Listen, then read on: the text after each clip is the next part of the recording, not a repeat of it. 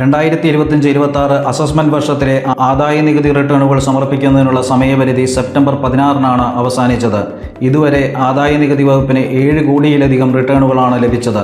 നിങ്ങളുടെ റിട്ടേൺ സാധുതയുള്ളതാണെന്ന് ഉറപ്പാക്കാൻ ഈ വെരിഫിക്കേഷൻ പ്രക്രിയ പൂർത്തിയാക്കേണ്ടത് അത്യാവശ്യമാണെന്ന കാര്യം പ്രത്യേകം ശ്രദ്ധിക്കുക. അല്ലെങ്കിൽ ITR അസാധുവായി കണക്കാക്കും. Aadhaar, OTP, net banking, demat account, bank account അടിസ്ഥാനമാക്കിയുള്ള വെരിഫിക്കേഷൻ എന്നിവ ഉപയോഗിച്ച് നികുതിദായകർക്ക് ITR വെരിഫൈ ചെയ്യാം. ITR സമർപ്പിക്കുമ്പോൾ തെറ്റ് സംഭവിച്ചാൽ നികുതിദായകർക്ക് വീണ്ടും റിട്ടേൺ സമർപ്പിക്കാവുന്നതാണ്. ഇതിനെ റിവൈസ്ഡ് റിട്ടേൺ എന്നാണ് പറയുന്നത്. ബന്ധപ്പെട്ട അസസ്മെന്റ് വർഷം അവസാനിക്കുന്നതിന് 3 മാസം മുമ്പായി റിവൈസ്ഡ് റിട്ടേൺ സമർപ്പിക്കേണ്ടതാണ്. ഡിസംബർ 31-ആണ് 2025-26 സാമ്പത്തിക വർഷത്തിന്റെ റിവൈസ്ഡ് റിട്ടേൺ സമർപ്പിക്കേണ്ട അവസാന തീയതി. സമയപരിധി അവസാനിച്ചതിന് ശേഷം ITR സമർപ്പിച്ചാൽ റീഫണ്ട് ലഭിക്കാത്ത സാഹചര്യം ഉണ്ടാകില്ല.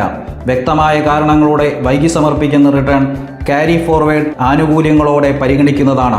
അനുവദിച്ചിരിക്കുന്ന സമയപരിധിക്കുള്ളിൽ ITR സമർപ്പിക്കാത്ത നികുതിദായകർക്ക് ബന്ധപ്പെട്ട അസസ്മെന്റ് വർഷം അവസാനിക്കുന്നതിന് 3 മാസം മുമ്പോ അല്ലെങ്കിൽ ITR അസസ്മെന്റ് പ്രക്രിയ പൂർത്തിയാകുന്നതിന് മുമ്പോ റിട്ടേൺ സമർപ്പിക്കാവുന്നതാണ്.